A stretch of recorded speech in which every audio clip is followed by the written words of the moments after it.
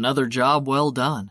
Washing my hands in the sink to clean myself, I gave the parents a moment to enjoy their new bundle of joy before I ordered the nurses to take the child back to be weighed, cleaned, and checked over. The new father was practically wrapped around his wife while looking over their new baby. It was a beautiful sight to see, one that I saw often. As a gynecologist, it was my job to make sure this was a reality for all parents. It could be stressful at times. When I was finished cleaning up, I sent the baby to be checked over, wished the parents luck, made a joke just so they could laugh after the stress of the birth, and then went on my way. As much as I loved my job, it was starting to leave a sour taste in my mouth. I was happy knowing I did good in my job. I was happy knowing families got new bundles of joy to love and cherish. I hated seeing it. I hated knowing that someone else had the happiness that I craved. It was pathetic how selfish I had become, but I couldn't help it. Everyone around me was finding their happily ever afters, and I was stuck on the outside looking in. It was time to accept that I wasn't going to find that perfect little. I wasn't going to find that woman that completed me. I needed to let go of the idea of finding her and focus on my job instead. That was more important anyway. Sighing, I walked to the cafeteria, getting something to eat. I was going to go back to my office, but stopped when a small hand grabbed my arm. I looked down to a smiling Gwen. "Hey, Gwen, are you here to see Liam?" "Yeah." She pointed back to a table where Liam sat. When he noticed I was looking, he waved, beckoning me over. Gwen got my attention again, pulling my arm. "I had a few questions I wanted to ask him about the wedding. Why don't you come join us?" "I can't." I held up my food with a smile I hoped looked sincere. "I have a lot of work to do.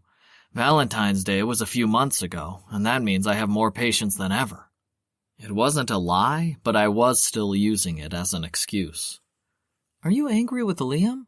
He feels like you've been avoiding him."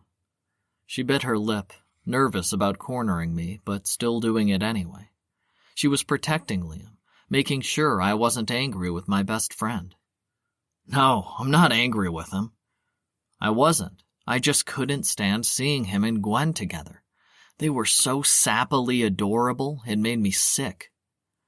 "He's my best friend, Gwen. I really have been busy.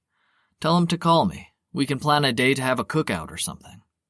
At least then I would have time to prepare to watch him and Gwen be all over each other." She perked up, squeezing my arm before letting go. "I'm going to hold you to that, Caleb." With a wave, she rushed back to Liam, and I headed towards my office alone. I felt like a horrible friend, and this was why I needed to let go of the hope that I will find someone. I was letting it affect my job and my relationships with my friends. It was taking control of things it shouldn't even be allowed to touch. Reaching my office, I plopped down in my chair. I had been hungry before, but now I wasn't. I could only stare at my sandwich, a heavy feeling settling in my stomach as I made a decision. There was one place I went almost every weekend, one place that I spent too much time at. Daddy's Lounge, the club where daddies go to meet littles. I had been spending so much time there to try and find the perfect woman that it was becoming worrisome. I needed to cut back, just like with actually trying to find a woman.